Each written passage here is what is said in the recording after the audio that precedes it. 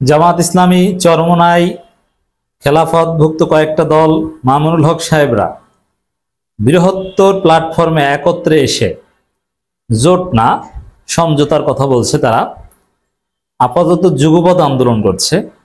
তারা যে কর্মসূচি ঘোষণা করেছে এবং তাদের মধ্যে যে ঐক্যের আবহ, এতে বিএনপির মাথা খারাপ। অনেকে বলছেন যে বিএনপি এটা দেখে কি হার্ট অ্যাটাক করেনি? জামাত, চরমোনাই, মামুনুল হক, আহমদ আব্দুল কাদের বাচ্চুরা সবাই এক। সেই শফিউল আলম প্রধানের উত্তরসূরিরা এক।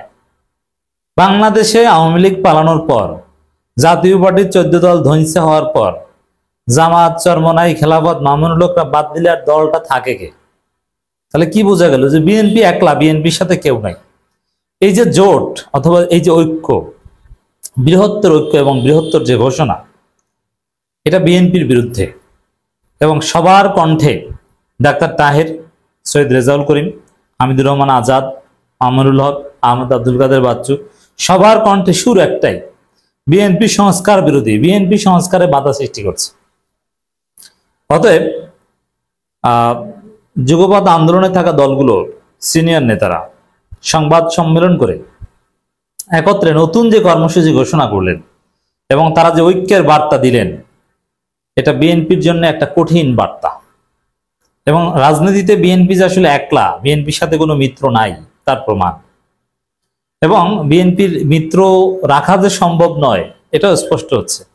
বিএনপির মিত্র জোনায়েদ সাকি, তার এলাকায় বিএনপি তার বিরুদ্ধে ঝাড়ু মিছিল করে, বিএনপি মিত্র রাখবে কিভাবে? বিএনপির মিত্র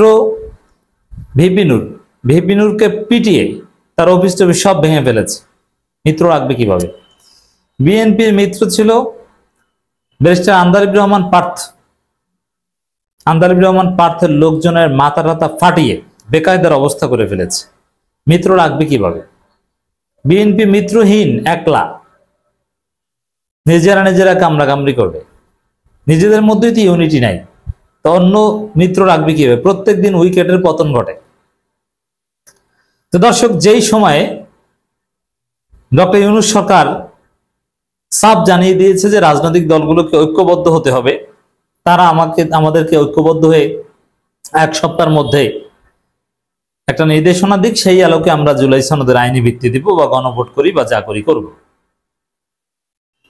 সেই সময়ে জামাত, চরমোনাই সহ 8 দলের ঐক্যবদ্ধ ঘোষণা বিএনপিকে কঠিন পরিস্থিতির মধ্যে ফেলে দিয়েছে। এর মানে বিএনপিকে আলাদা কোনো ছাড় রাজনীতিতে কেউ দিবে না। কারণ উল্টোপাল্টা কথা বললে, ভারতের দালালি করলে, সংস্কার ঠেকিয়ে দিতে চাইলে সেখানে কোনো ছাড় দেওয়া যায় না, সেখানে কোনো সিম্পেথি দেখানো যায় না। সেটাই হচ্ছে। জামাত কিন্তু রাজপথের কর্মসূচি স্থগিত করেনি, চরমোনাই স্থগিত করেনি। 7 দিনের আলটিমেটাম সত্ত্বেও রাজপথের কর্মসূচি। বোঝা যায় যে বিএনপির সাথে কোনো সমঝোতা জামাত, চরমোনাই সহ জনগণের হবে না। বিএনপি একা, পুরো জনগণ এক পথে। এই জায়গায় বিএনপি পরাজিত হবে। বিএনপিকে হয় নাকে খত দিয়ে সংস্কার মেনে নিতে হবে, জুলাই সনদের আইনি ভিত্তি এবং গণভোটে রাজি হতে হবে। এছাড়া বিএনপির সামনে কোনো উপায় নেই। হ্যাঁ, আলোচনায় বসতে রাজি, আলোচনার প্রস্তাব সবার আগে জামাতই দিয়েছে, কিন্তু তারপরেও আলাদাভাবে বিএনপি কোনো ছাড় দেওয়ার সম্ভাবনা জামাত, চরমোনাইয়ের পক্ষ থেকে আমি দেখছি না। এখনো ফুরফুরো মেজাজে জামাত, চরমোনাই, আর বিএনপি হতাশ। নতুন কর্মসূচি ঘোষণা করেছে জামাত সহ 8 দল। এই জামাত সহ 8 দল, বিএনপি যদি আরো 50 দল নিয়ে জোট করে, তারপরও এই 8 দলের 2 দলের সমান হবে না।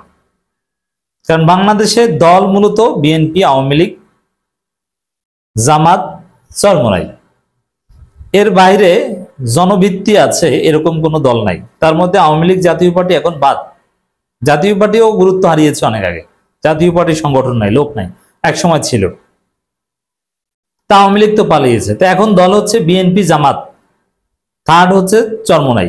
এর বাইরে যত দল, এরা আসলে দল না। ওইভাবে সারা বাংলাদেশে সংগঠন আছে, কমিটি আছে, লোক আছে, এরকম কোনো দল না। সারা বাংলাদেশে লোক আছে শুধু এই 3 দলের। এখন এই তিন দলের মধ্যে চরমোনাই যে দলের সাথে আছে ওই দল এগিয়ে, জামাতের সাথে চরমোনাই আছে। এর মানে এখন যদি বাকি 49টা দল বিএনপি পায় তাতেও জামাতের কিছু আসে যায় না, কারণ চরমোনাই জামাতের সাথে আছে। এটাই যথেষ্ট। এক চরমোনাইয়ের যে শক্তি আছে দুই দলের বাইরে, বাকি 49 দল মিলেও সেই শক্তি নাই দুই দলের বাইরে। ভোটের রাজনীতিতে এখন আপনি গুরুত্ব বিবেচনা করতে পারেন। এখন গুরুত্ব বিবেচনায় তো রাশেদ খান মেনন, হাসানুল্লাহ ইনুদের একটা আলাদা গুরুত্ব ছিল, ভোট ছিল না কিন্তু ব্যক্তির গুরুত্ব ছিল। কিন্তু এখন আবার ওইসব লোকের খাওয়া নাই, যেমন আসাম আব্দুর রব আছে, এরকম কিছু ব্যক্তি, মাহমুদুর রহমান মান্না, জুনায়েদ সাকি, কিছু ব্যক্তি আছে। কিন্তু নতুন বাংলাদেশে এগুলোতে আলাদা কোনো অ্যাডভান্টেজ পাবেন। এটা হাসিনা মার্কা রাজনীতি থাকলে ওই ব্যক্তি ভোট না থাকলেও আলাদা গুরুত্ব পায়, কিন্তু হাসিনা মার্কা রাজনীতি থাকলে গুরুত্ব নাই। পূর্বঘোষিত 5 দফা দাবি আদায়ে আবারও নতুন কর্মসূচি ঘোষণা করেছে জামাত ইসলামী সহ সমমনা 8 দল। এক সংবাদ সম্মেলনে এই ঘোষণা দেওয়া হয়। বাংলাদেশ খেলাফত মজলিসের আমির মাওলানা মামুনুল হক এই ঘোষণা দেন। এ সময় জামাত ইসলামের নায়েবে আমির ডাক্তার সৈয়দ আব্দুল্লাহ মোহাম্মদ তাহের বলেন, আমরা যে ঐকমত্যে পৌঁছেছি তাতে হঠাৎ করে একটি দল বিরোধিতা করছে। আমরা আশা করি তারা তাদের দলীয় অবস্থান পরিষ্কার করবে। জুলাই সনদ বাস্তবায়ন না হলে গণভোট আগে বা পরে করে লাভ নেই, বরং গণভোটের মাধ্যমে জুলাই সনদ বাস্তবায়ন করতে হবে, কারণ নির্বাচনের দিন হ্যাঁ না ভোটে কারো মনোযোগ থাকবে না। রাইট। মানে জামাত যে প্রশ্নগুলো উত্থাপন করছে এগুলো মৌলিক প্রশ্ন। বিএনপিকে নাকে খত দিয়ে তাদের জায়গা থেকে ফিরে আসতে হবে, এছাড়া বিএনপি সামনে কোনো উপায় নেই। বিএনপি এমনি নোট অফ ডিসেন্ট দিয়ে জনগণের কাছে পাবলিক পারসেপশন এটা যে বিএনপি সংস্কার ঠেকাতে চায়, বিএনপি সংস্কার চায় না, কঠিন প্রচারণার শিকার হয়েছে। এই জায়গায় বিএনপি মৃতপ্রায় অবস্থা, বাঁচতে হলে নাকে খত দিতে হবে। মামুনুল হক বলেন, বাংলাদেশের ত্রয়োদশ সংসদ নির্বাচন দ্বার প্রান্তে উপনীত, তবে জুলাই সনদ নিয়ে দেশের মানুষ যে স্বপ্ন দেখেছিল এবং নতুন বন্দোবস্তের স্বপ্ন এখনো অধরা। এখানে মামুনুল হকদের কিন্তু নানান সুযোগ সুবিধা দিয়ে বিএনপি তাদের দলে বেরোনোর চেষ্টা করেছিল কিন্তু পারেনি। এখন একটা মজার হিসাব দেখেন, বাংলাদেশে এই যে হেফাজতের আমির, খাঙ্কির পোলা গালির জনক, এর কথা পাগলও শুনে, এর 4 আনার দাম আছে। মামুনুল হকরা জামাতের সাথে, চরমোনাই পীর সাহেব জামাতের সাথে, নেজাম ইসলাম জামাতের সাথে, আহমেদ আব্দুল কাদের বাচ্চু জামাতের সাথে। এর বাইরে যারা, এরা কারা? কওমি হুজুরদের মধ্যে এদের কোনো অবস্থান আছে? কওমি ছাত্ররা তো ওদেরকে লাইফ থেকেই বের করে দিবে। কি কাশিমি না কাশিমি, হাবিজুবি, বাসিমি, লাসিমি, এগুলোর কোনো দাম নাই।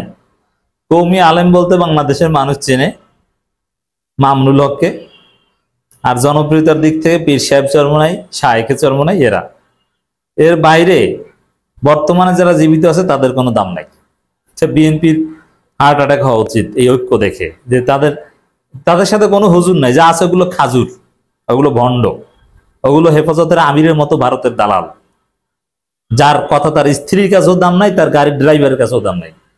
যে হুজুরের তো মাথা সমস্যা, আবার কি বলবে? এই হচ্ছে অবস্থা। তো দর্শক, কর্মসূচি দিয়েছে 6 নভেম্বর সকাল 11টায় প্রধান উপদেষ্টাকে স্মারকলিপি, 11 নভেম্বর সমাবেশ করবে দলগুলো। এই যে সমাবেশ করবে দলগুলো, মানে এটা কিন্তু কঠিন কর্মসূচি। তো এই জায়গা থেকে স্পষ্ট হয়েছে দর্শক, বিএনপির সাথে কেউ নাই এবং বিএনপি কার্যত এখন কঠিন চাপে আছে।